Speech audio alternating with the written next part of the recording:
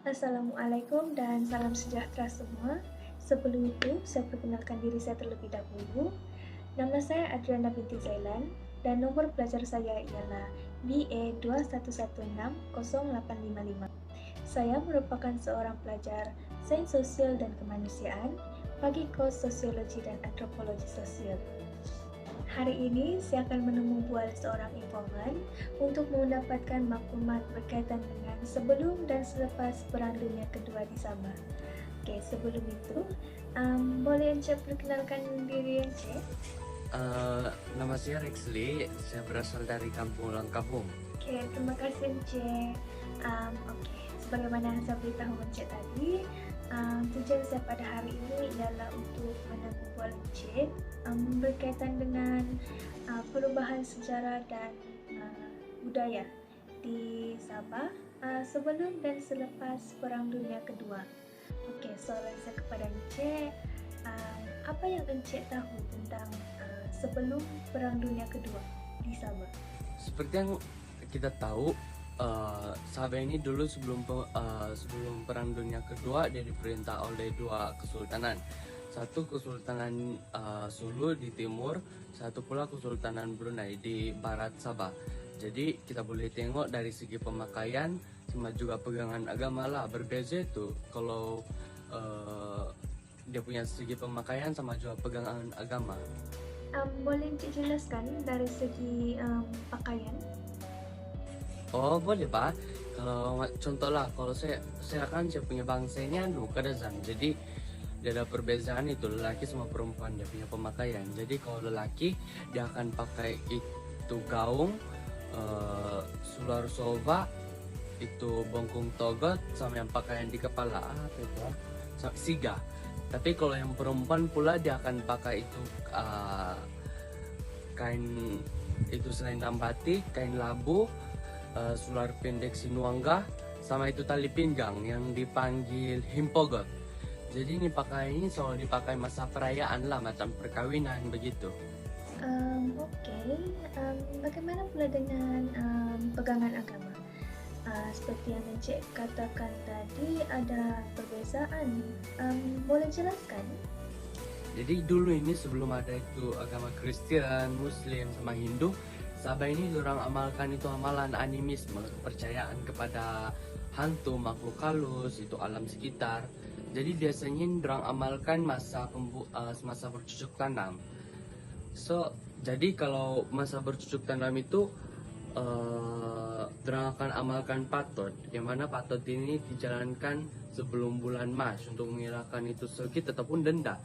Jadi itu bebolian ataupun rawang dia akan mengetuai itu ritual, yang mana dia tahu ini proses itu rinait ataupun mentera. Jadi itu bebolian dia akan baca rinait ataupun mentera melalui 4 tahap. Yang pertama memabas, lepas itu mengimuhau, memiliwagu, sama mengayas. Oke.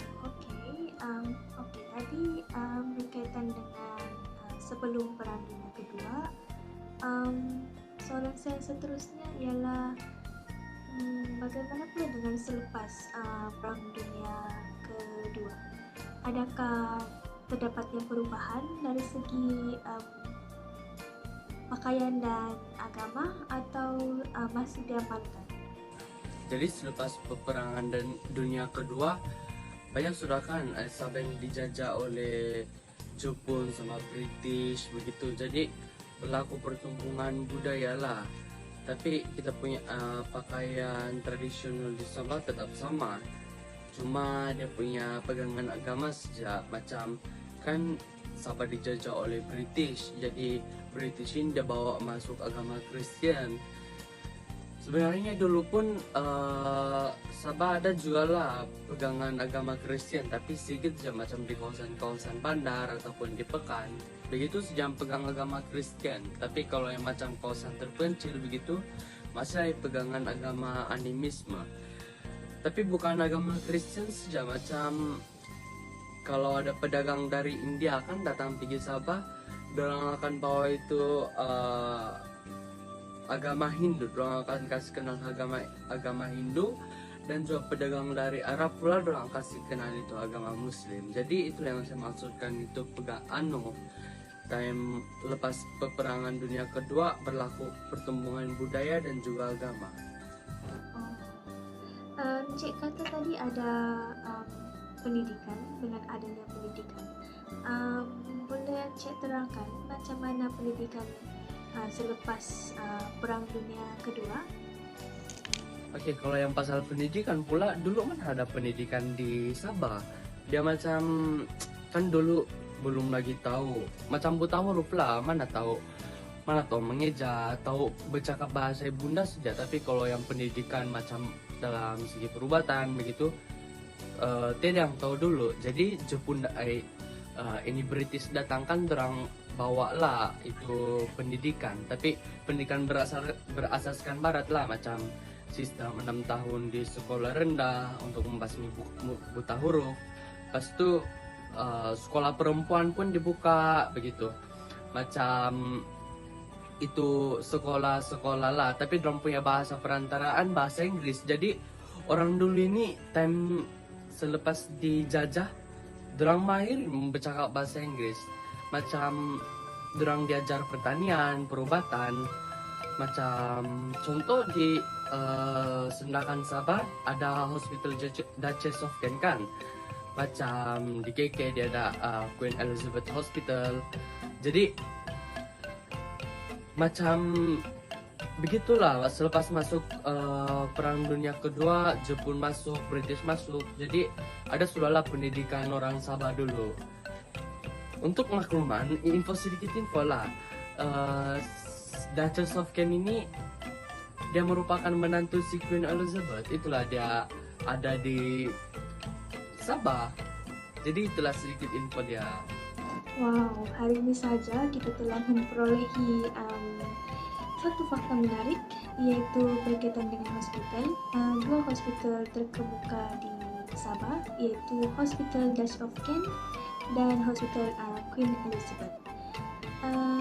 Dan saya rasa itu sahajalah temu bual saya dengan Encik Grigsley pada hari ini. Saya mengucapkan jutaan terima kasih kepada Encik kerana sudi untuk meluangkan masa dan sudi untuk memberi ilmu pengetahuan berkaitan dengan sebelum dan selepas Perang Dunia Kedua di Sabah. Dan saya harap dengan adanya temu bual ini, masyarakat dapat mengetahuilah tentang apa perkara yang berlaku sebelum dan selepas Perang Dunia Kedua di Sabah. Oleh itu, saya harap kita akan berjumpa di masa akan datang dengan fakta-fakta yang menarik, dan saya mengucapkan sekian dan terima kasih.